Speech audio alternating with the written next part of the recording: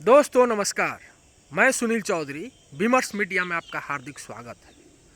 आज हम बात करने जा रहे हैं भारत के एक महान शख्सियत जवाहरलाल नेहरू के बारे में, जो भारत के प्रधानमंत्री बनते हैं और जिनको लेकर बहुत सारे सवाल खड़े किए जाते हैं। लेकिन भारत के विकास का जो मॉडल है, जो समानता न्याय लोकतंत्र का मॉडल है, जिसको जवाहरलाल नेहरू द्वारा गढ़ा गया और महात्मा गांधी के सच्चे वारिस के रूप में भी जाने जाते हैं, तो आज हम बात करते हैं उन्हीं के बारे में।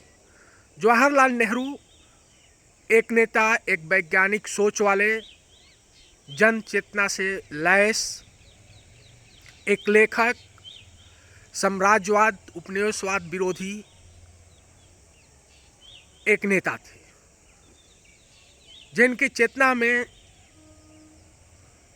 लोकतंत्र और लोकतांत्रिक और मानवतावादी सोच भरा हुआ था, जिसके बदौलत जवाहरलाल नेहरू को आप देखेंगे कि भारत में लोकतंत्र की स्थापना होती है, जिसे मल्टी पार्टी हम डेमोक्रेसी कहते हैं। और आज जो चाय बेचने वाला एक भारत का प्रधानमंत्री बनता है, तो उसमें नेहरू की सोच का यह एक परिणाम है। उस समय जो पूरी दुनिया फांसीवाद, नाजीवाद और तानाशाही की दिशा में बढ़ रही थी, द्वितीय विश्व युद्ध के बाद एक तरफ हिटलर, मुसोलिनी, उस समय नेहरू ने भारत में लोकतांत्रिक राज का स्थापना किया, एक कल्याणकारी राज का स्थापना किया, एक धर्मनिरपेक्ष राज का स्थापना किया, जो आज हमारे सामने है।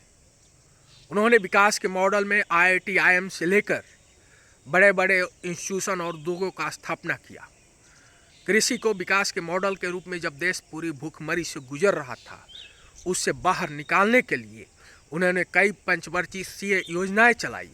और इससे साफ जाहिर होता है कि जवाहरलाल नेहरू ने भारत के विकास का जो मॉडल खड़ा किया, वह मॉडल आज भी जिंदा है।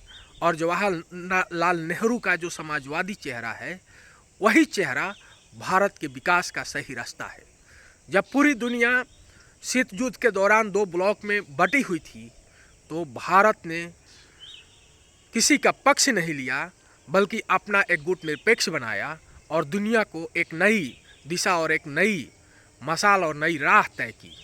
तो इससे हम कह सकते हैं कि जवाहरलाल नेहरू आज भारत जो है, भारत जिस पर खड़ा है, उसमें जवाहरलाल नेहरू का बहुत बड़ा योगदान है। जवाहरलाल नेहरू आज भी जिंदा हैं इस भारत में और भारत के हर कार्य में। जवाहरलाल नेहरू देश की आज़ादी की जब लड़ाई लड़ रहे थे, वह लगातार जेल गए और जेल में भी उन्होंने कई किताबें लिखी। उनकी सबसे महत्वपूर्ण किताब डिस्कवरी ऑफ इंडिया आज पूरी दुनिया में पढ़ी जाती है। तो ये जवाहरलाल नेहरू का एक शख्सियत था। उस शख्सियत से उस आदमी के हम वैचारिक ऊंचाई को समझ सकते हैं। जब चेगुवेरा भारत आता है, तो वह जवाहरलाल नेहरू से मिलता है और जवाहरलाल नेहरू के कार्यों से और उनके प्लानिंग से काफ़ी प्रभावित होता है। और वो कहता है कि मैं जा रहा हूँ तो क्यूबा में भी ऐसा ही प्लानिंग से विकास का मॉडल खड़ा करूँगा। भगत सिंह कहते हैं कि युवाओं को जवाहरलाल नेहरू को फॉलो करना चाहिए। इससे बड़ी बात क्या हो सकती है दोस्तों, कि भारत को एक लोकतांत्रिक देश बनाना, एक लोकतांत्रिक चेतना से लैस करना। जिस प्रधानमंत्री ने काम किया है, वह प्रधानमंत्री आज हम सबके लिए आदरणीय है। धन्यवाद।